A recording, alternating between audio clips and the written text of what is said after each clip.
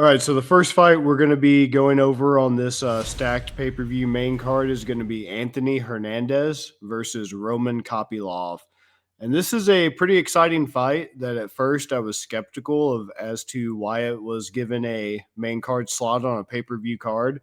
But both of these guys, Anthony Hernandez and Roman Kopylov, I don't necessarily want to say they could be championship material in the men's 185-pound division, but they're definitely fun fighters. They're definitely guys who are exciting to watch in 185 and could, potentially hang around the top 15 for a few years to come.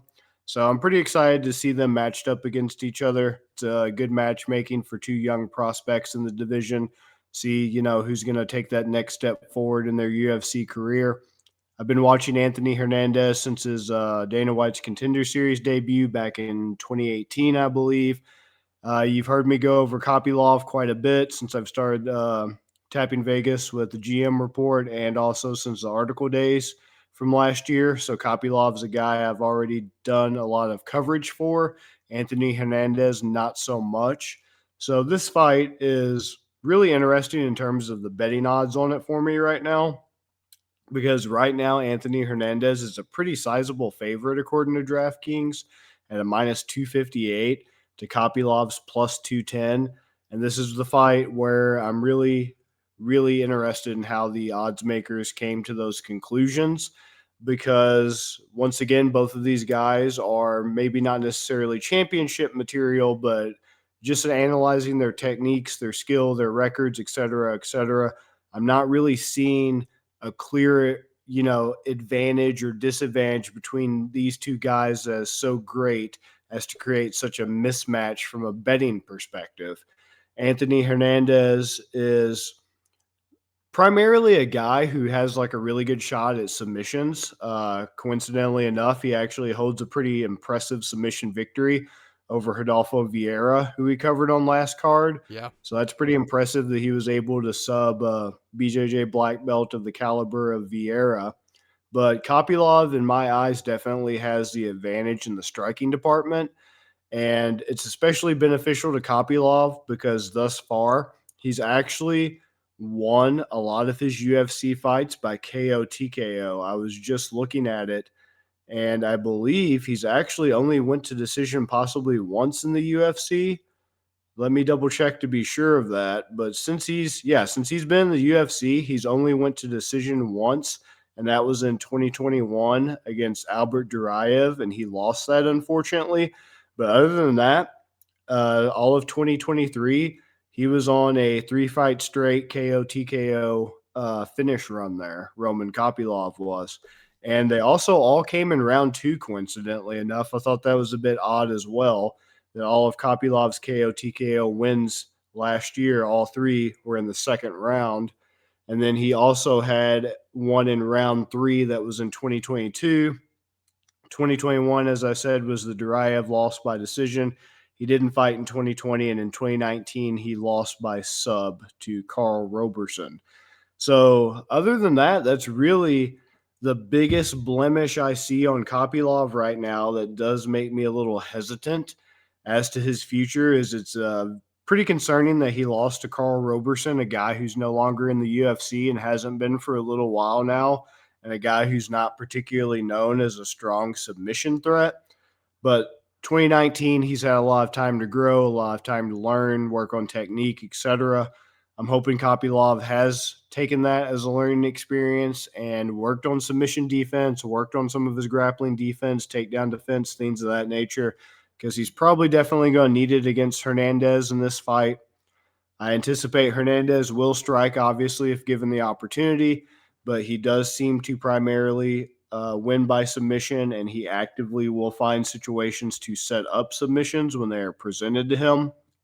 So even though he does have some KO TKO wins of his own, I'm thinking in a pure striking match, if they're just trying to stand and trade, I'm liking Kopylov's chances, especially since Hernandez is orthodox so far as a southpaw. Kopylov has done his best work, and he has his best tools available to him, such as his body kicks, high kicks, calf kicks, his punches, all of his power punches with the left hand.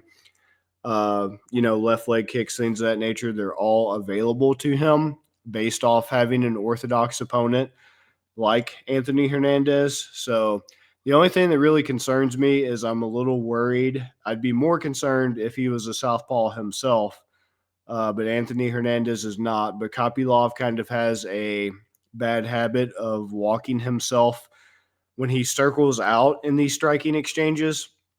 It's a good thing because he circles to the left of his orthodox opponent, so he avoids that right hand, which is an orthodox opponent's power hand, obviously. But he leaves himself in doing that open to left hook counters. So that's just my biggest concern, aside from the grappling potential and the sub potential. I just worry that Kopylov potentially could be leaving himself open to some left hook counters, since he loves circling to that left-hand side of all of his orthodox opponents to avoid the right power shot.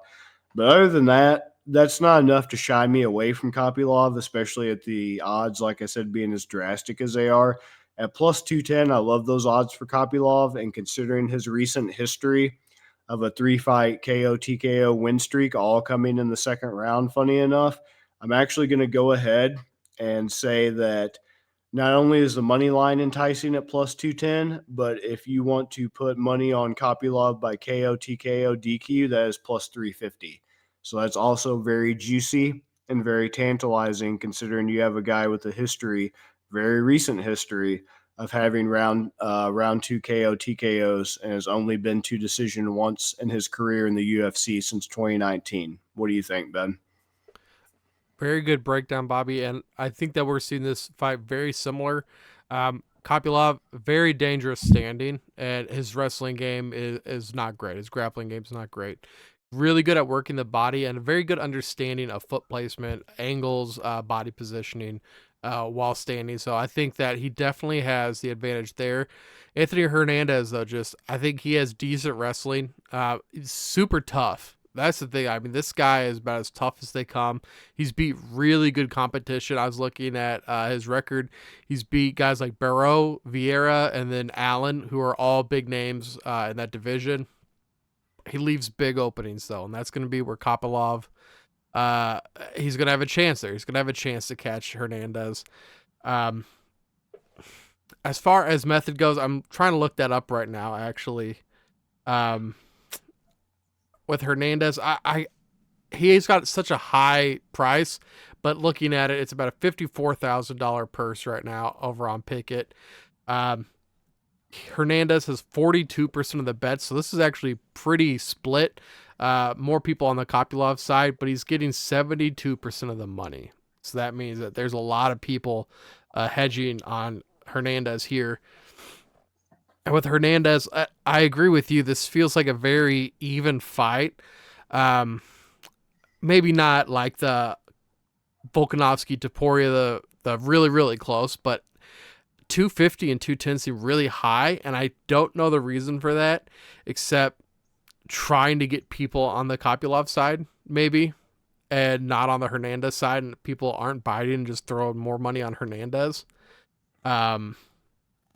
I need to look up some of the methods right now. Hernandez, TKO 400, submission 180, decision 275.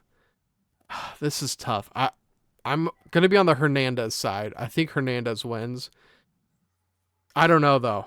I don't think he gets the knockout. So I know the 400 is juicy, but I almost want to say Anthony Hernandez by decision at the plus 275, because I can see this being a lot like I think the last Evolov fight and the Moicano fight, where nobody gets knocked out and Hernandez just controls the fight. It ends up being kind of boring and it just wins based on control. That's definitely a possibility for sure.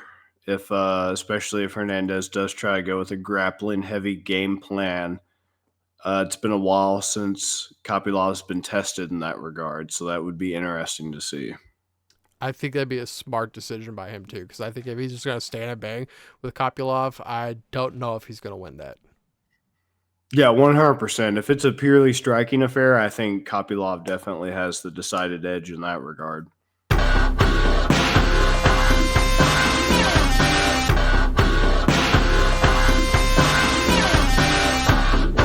better start listening to the Better in Green podcast. You will not regret it. Trust me, trust me, trust me. And hey, I'm Dean Blandino. Welcome, welcome, welcome to Better in Green, eh? To Better in Green, eh? To Better in Green, eh? Listen in and cash out. That's what it's all about. Come on, let's make cash now. We always on spot and we cover all spots from the bottom to the top. Hey, shout out to Ethan, shout out to Wyatt, shout out to Ben. Welcome, welcome to our podcast, Better in Green.